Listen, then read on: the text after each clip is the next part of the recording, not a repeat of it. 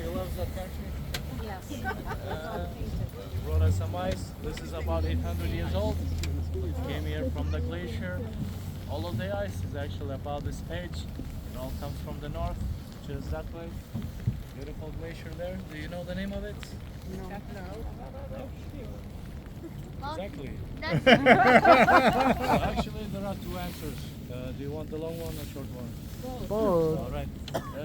So over there, there is a glacier tongue, part of a bigger glacier. It's called Breiðamerkurjökull. Sometimes we say bread, milk, and yogurt. It's easier to remember this way. Black milk, milk. It means glacier of a broad forest.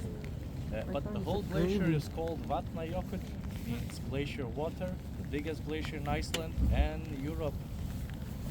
I'm lying actually. It's best to say we have the biggest one, but it's second largest. There's a bigger one in Arctic and Russia. But still, this is the biggest one. And it covers about 8% of Iceland. It used to be bigger though. So that thing, Breiðamerkurjökull, well, about 800 years ago, that was a forested area actually. Back then, Iceland was warmer than it is right now. But then there was a mini ice age here, and the glacier grew. It stretched all the way up until the bridge.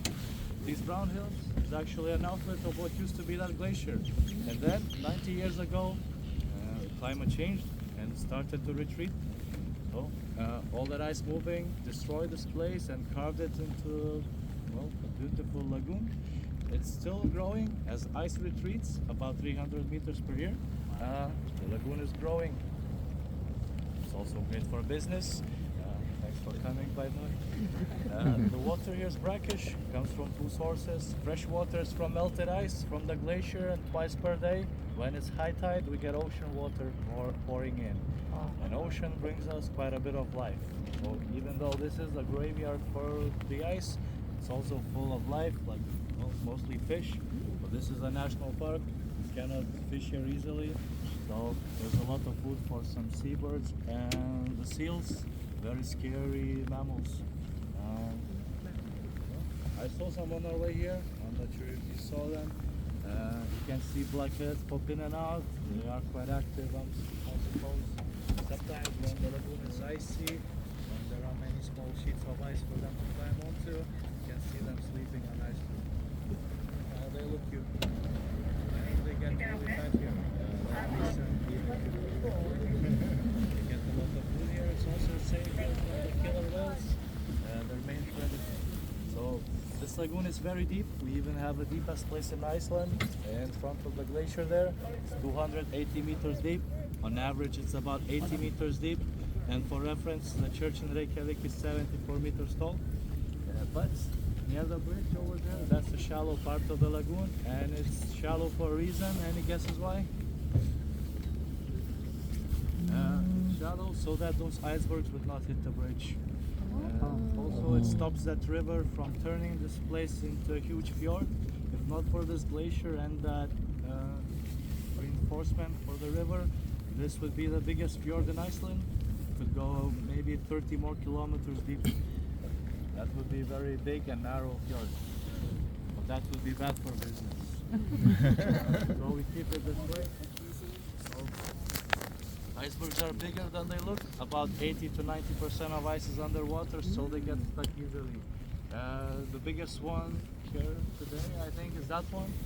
Over there, it's at least 50 meters deep, and that thing is touching the bottom there. That's how big they are.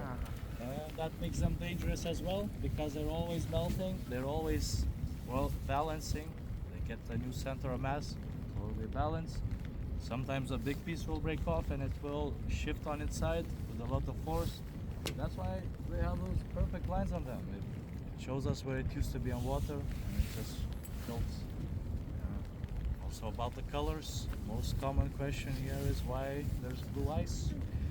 I'm sure you know already, I'll tell you anyways, that there is no blue ice. All of the ice is like this, somewhat like this. This is compressed snow and looks clear, doesn't have much color in it. But when it's big enough, it breaks the light inside of it, and then it reflects short light, which happens to be blue light. When blue cannot go through all that ice, it has to go somewhere, it bounces back, and blue is reflected the most. The thicker the ice, the more blue color it will reflect, and when it's melting, the opposite is happening. It's absorbing more air inside of it and then reflecting all light. Air makes it look white. Because there's no air underwater, ice is always nice and blue at the bottom. And sometimes we have ice here that has volcanic ash inside of it. It's very common in Iceland, it's everywhere, even on your shoes now, you walk all over it. One problem with it, black colors absorbing sunlight and heat and makes the ice melt faster here. But it does great unique looking icebergs. Sometimes they're striped like a zebra, very interesting. It's hard to find them anywhere else. And before I end, I wanna tell you a fun fact about this place. What started all of this is 24 years ago, the lagoon was frozen by Hollywood. Normally this won't freeze, the ocean won't let it happen, but they did it. They blocked off the ocean by building a sand barrier. The lagoon froze and they shot James Bond Die Another Day. And since then, Hollywood, Bollywood, even Chinese filmmakers started making films in Iceland, shooting commercials, all that stuff. Was good for the country, not so good for the fish, but my boss started these tours and thank you for coming. My voice won't let me talk for much longer. I will shut up. We'll continue our tour.